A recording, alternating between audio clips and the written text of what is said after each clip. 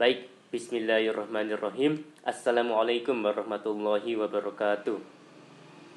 Kita lanjutkan perkuliahan kita. Topik perkuliahan kali ini adalah Human Resource Scorecard.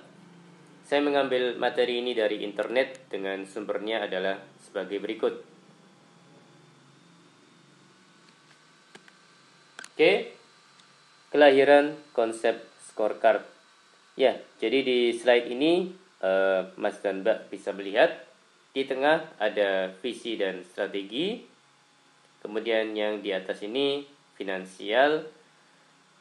Pertanyaan yang terkait adalah untuk secara finansial bagaimana seharusnya perusahaan tampak di depan pemegang saham. Kemudian di sebelah kanan ini adalah proses bisnis internal dengan pertanyaan yang terkait adalah untuk memuaskan pemodal dan pelanggan, proses bisnis apa yang harus perusahaan unggulkan? Oke, saya ulangi.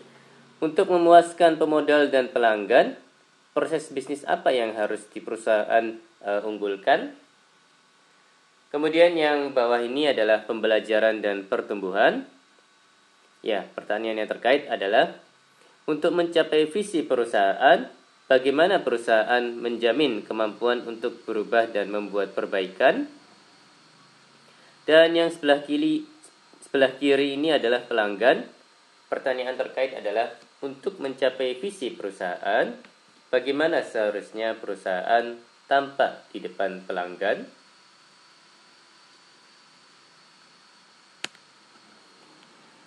Oke, ya ini pengertian balance scorecard. Jadi ada 4 perspektif ya Mas dan Mbak ya. Jadi yang bagian ini perspektif pelanggan.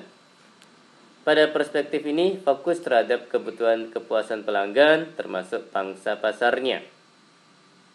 Sedangkan di bagian ini pembelajaran dan berkembang fokus pada memperhatikan langsung bisnis seluruh akses mendatang orang-orang dalam organisasi dan infrastruktur.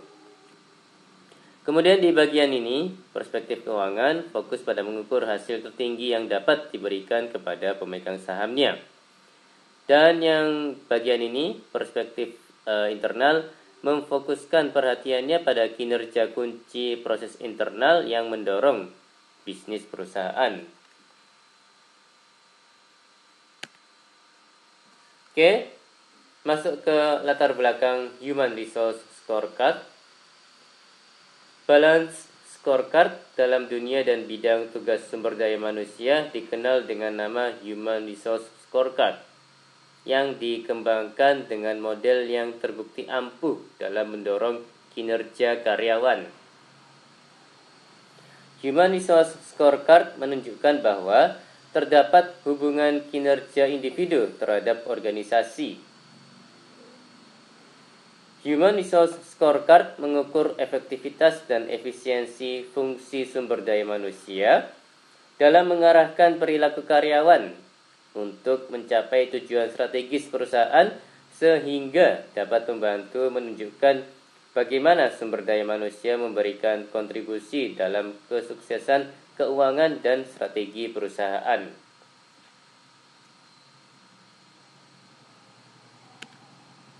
Oke. Tahapan model Human Resource Scorecard ya ada 3 ya Mas dan Mbak ya. Pertama proses perencanaan kinerja, yang kedua proses perbaikan kinerja, dan yang ketiga adalah proses tinjauan kinerja. Ya, model Human Resource Scorecard ada 4 perspektif. Bagian ini perspektif konsumen ya. Fokus pada meningkatkan kinerja, kompetensi, dan kepuasan pegawai. Kemudian yang bagian ini, perspektif pembelajaran dan pengembangan, fokus pada meningkatkan kompetensi yang ada. Kemudian bagian ini, perspektif keuangan, fokus pada memaksimalkan keuntungan para shareholder. Kemudian pada bagian ini, perspektif proses bisnis internal, fokus pada menerapkan strategi, berfokus pada pegawai.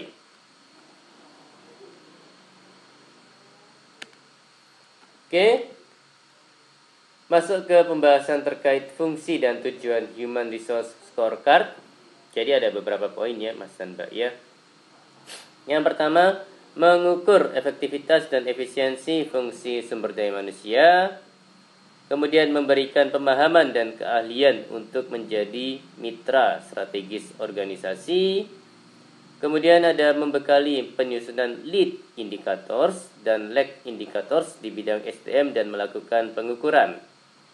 Kemudian ada juga memperkenalkan software sederhana sebagai dashboard kinerja sumber daya manusia yang memudahkan bagian sumber daya manusia mengelola kinerja sumber daya manusia secara optimal.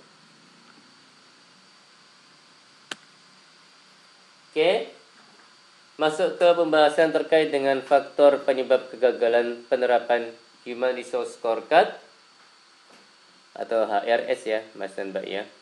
Pandangan bahwa HRS merupakan suatu pendekatan yang berdiri sendiri yang berbeda dengan pendekatan lain. Berikutnya, ada kekeliruan dalam penentuan variabel dan tolak ukur HRS. Kemudian, improvement goals tidak didasarkan pada kebutuhan stakeholders. Dan kemudian ada karyawan kurang mempunyai rasa memiliki terhadap perusahaan. Oke. Demikian perkuliahan kali ini. Mohon maaf kalau ada kata-kata yang salah. Terima kasih atas perhatiannya. Wassalamualaikum warahmatullahi wabarakatuh.